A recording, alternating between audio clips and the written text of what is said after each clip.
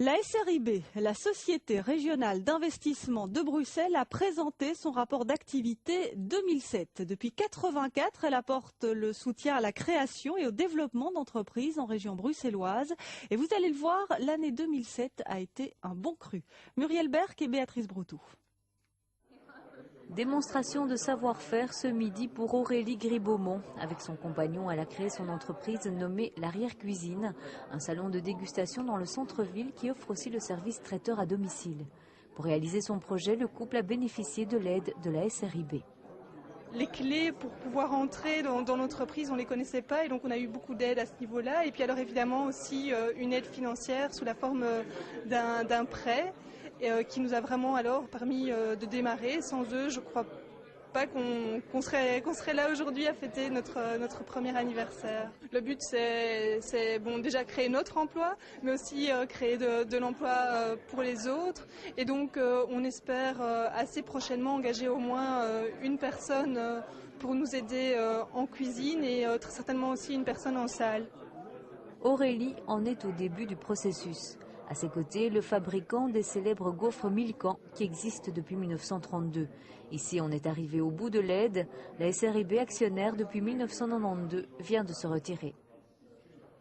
Un groupe français très actif dans la boulangerie industrielle a fait une offre de rachat des parts de différents actionnaires, dont la SRIB, qui, je pense, après 15 ans, a très bien joué son rôle.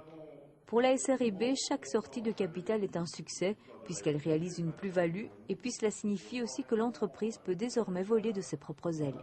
C'est notre métier premier, c'est d'investir, d'accompagner l'entreprise pendant quelques années, 7, 8, 9, 10, parfois plus, 15 ans en l'occurrence chez Milkan, et puis à un moment donné de réaliser l'investissement pour pouvoir recycler l'argent dans d'autres investissements pour permettre la création de nouvelles entreprises, le développement de nouvelles entreprises. L'année 2007 a été celle de tous les records pour la Société régionale d'investissement de Bruxelles. 91 dossiers réalisés, ce qui représente une somme investie record de près de 25 millions d'euros. Ce graphique montre bien l'évolution des investissements consentis depuis 2002. Pour encourager encore davantage l'esprit d'entreprendre des petits investisseurs comme Aurélie, la somme allouée au microcrédit va être à l'avenir sensiblement augmentée. Bruno Wattenberg, bonsoir. Alors j'ai envie de vous demander, la SRIB et la BE, même combat? Exactement. Soutenir les projets d'entreprise. Il y a une émergence d'une forme de droit à l'initiative économique. Il y a plein de gens qui se lancent. On n'a jamais eu autant de création. Donc les chiffres de la SRIB le montrent. Et puis le financement, c'est l'élément clé. Souvent on a des gens qui ont des compétences, qui ont la volonté d'entreprendre, mais qui n'ont pas l'argent.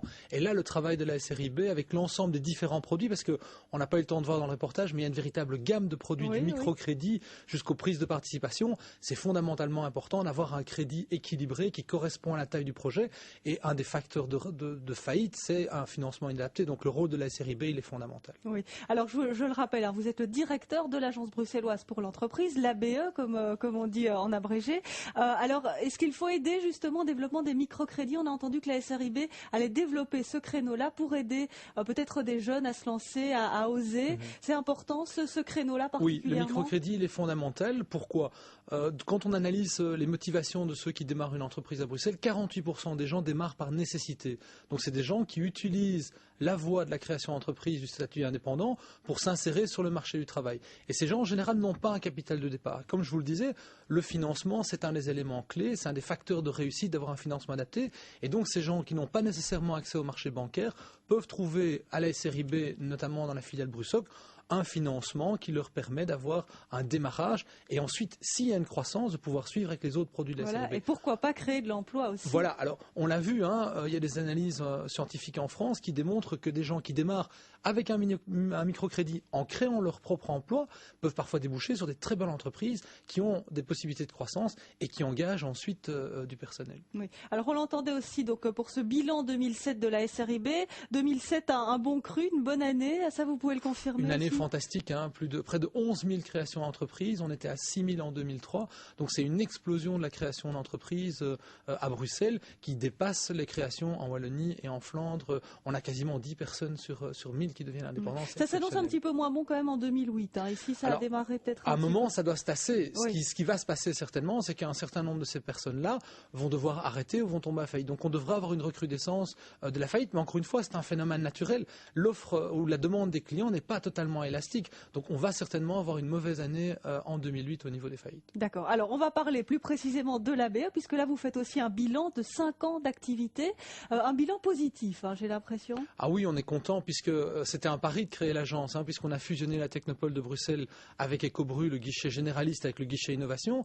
On voulait avoir une taille critique de manière à nous imposer un peu sur le marché comme la référence en termes de premier contact. Et aussi, on voulait s'imposer par rapport à tous nos partenaires comme la SRIB, chez qui nous renvoyons régulièrement des clients. Donner une sorte de vitrine de tout ce que la région peut faire en dépassant le volet public, voilà. puisqu'on met en valeur aussi la chambre de commerce, Bessie, et même l'offre privée. Donc, voilà, vous êtes vraiment l'interlocuteur clé, j'allais dire, quand on veut se lancer.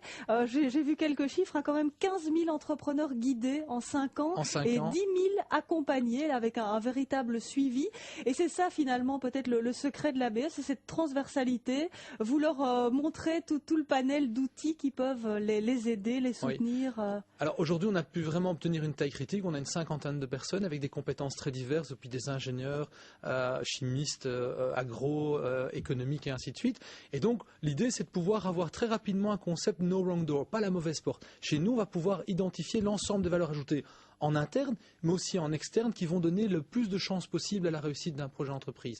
Et on visait clairement du volume, donc on visait énormément de gens qui transitent par l'ABE. Des gens qui transitent et qui vont retrouver immédiatement quelqu'un à la SRIB parce que c'est là qu'ils doivent aller, ou des gens qui restent chez nous plusieurs semaines pour construire, pour véritablement incuber leur projet d'entreprise. Alors, dans les objectifs, peut-être pour les 5 ans à venir, il y a cette envie de se développer au niveau local, de continuer en tout cas à se développer au niveau local. Tout à fait. On a des demandes croissantes qu'on ne sait plus suivre. Donc on a besoin d'un réseau. Dans la zone du Canal, on a le réseau des guichets d'économie locale qui font un boulot formidable, mais il reste 13 communes sans tête de pont locale. Et donc l'ambition au cours des prochaines années, c'est créer un réseau avec par exemple les antennes d'Actiris, avec des partenaires locaux, de manière à avoir des petits points contact création d'entreprise dans chacune des communes bruxelloises. Ça, c'est un axe.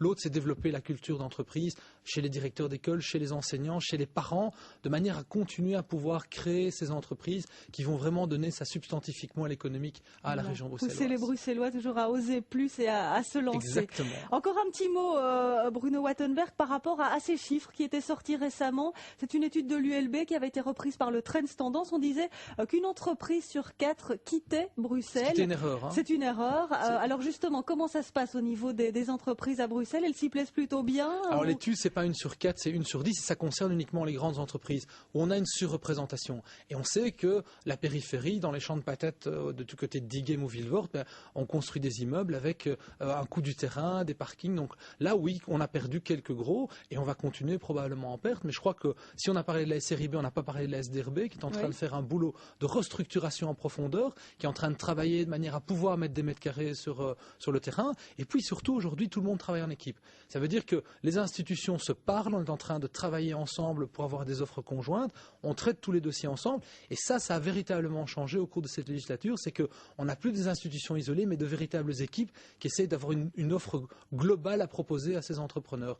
Et donc, on continue à créer beaucoup d'entreprises. On en perd certaines, mais c'est un hinterland économique. Voilà. La frontière, elle est artificielle. Elle est ni sociale ni économique. Et donc, il faut accepter ça. Et il faut monitorer ce phénomène. Les études de l'ULB nous y aident pour pouvoir apprécier sur quoi est-ce qu'on peut jouer. Il y a un énorme défi à Evere de restructurer Da Vinci avec une densité au sol plus importante, de manière à avoir des offres. Et puis, on a parlé des dossiers qu'on a perdus, il y a des dossiers qu'on a réussi avec la SDRB comme Movistar et d'autres. Donc là, je veux dire, on a des compensations ça bouge. Et il faut surveiller le phénomène. Chaque délocalisation est un échec, ça c'est très clair. D'accord. Alors juste encore un mot peut-être pour vous dire, de rappeler l'adresse internet d'ABE, www.abe.be. On ne sait jamais si des entrepreneurs en herbe nous regardent. Tout à fait. Découvrez tout ce que la région peut faire pour vous si vous voulez créer votre entreprise. D'accord. Merci beaucoup d'avoir été avec nous, Bruno Wattenberg. À bientôt.